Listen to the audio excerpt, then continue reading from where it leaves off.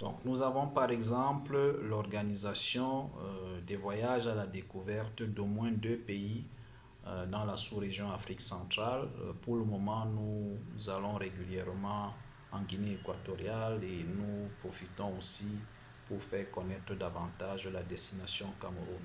Et nous le faisons avec des touristes qui acceptent d'effectuer le déplacement. Nous avons déjà enregistré des touristes de nationalité autrichienne, de nationalité suisse, de nationalité allemande et de nationalité française, bien évidemment.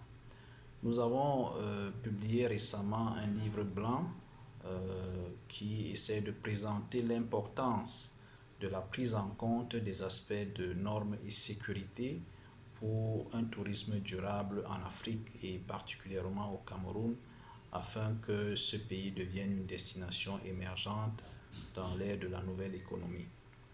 Donc, nous avons aussi développé des ponts de collaboration avec d'autres pays tels que l'Allemagne, l'Ouzbékistan, la France, l'Autriche pour des possibilités de formation ou de renforcement des capacités, des partages d'expériences, la mobilité enseignante et étudiante, des voyages organisés, des voyages d'études, des éduques où la finalité ici étant de donner une chance au tourisme international qui a visiblement tout perdu avec la COVID-19. Nous avons par exemple participé à la mise en place d'une unité de transformation des produits locaux en matériaux préfabriqués de construction de plus de 2000 Lodging Gardens. C'est un concept qui a été développé par le groupe CIOA, qui est c'est un holding français coté en bourse pour le développement du tourisme chez l'habitant. En cours, ce projet est en cours parce que nous n'avons pas encore toutes les autorisations, mais le matériel est déjà sur place et nous n'attendons que d'avoir le OK de l'administration camerounaise pour le débuter. La finalité ici étant de créer des emplois décents au sein des familles et de leur faciliter d'avoir accès direct aux devises en zone rurale.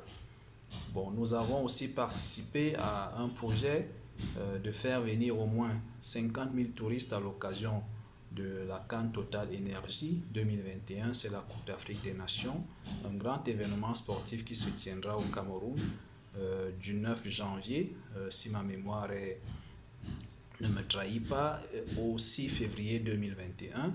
Donc à cette occasion, beaucoup de pays, beaucoup de délégations se rendront au Cameroun pour prendre part à cette manifestation. Et aussi, je voudrais préciser que le Cameroun est aujourd'hui sous les projecteurs grâce à l'organisation de cet événement. La finalité ici sera de donner une chance au tourisme international une fois encore, qui s'est littéralement grippé avec la Covid et qui a fait que beaucoup de grands événements aient été reportés ou simplement annulés. Nous participons aussi à la promotion du concept de questions pour un touriste qui est initié par le gouvernement camerounais et qui permet de développer une approche didactique mais également ludique, c'est-à-dire que chaque mois, il y a un questionnaire, 3 questions qu'on adresse au grand public et avec des réponses qui sont au choix. Les populations choisissent la bonne réponse et elles sont tirées au sort et le gouvernement prend en charge la totalité de la visite touristique. C'est de 2 à 5 jours. Pour le moment, ils ont commencé avec des week-ends. Je pense qu'avec le temps, on passera de 2 à 5 jours. Nous avons enfin la sensibilisation du gouvernement sur un certain nombre d'attentes que les acteurs ont exprimées durant les cafés du tourisme que nous avons eu le privilège d'organiser. Et parmi ces attentes, il y a la subvention aux acteurs du secteur et aux promoteurs événementiels que nous sommes.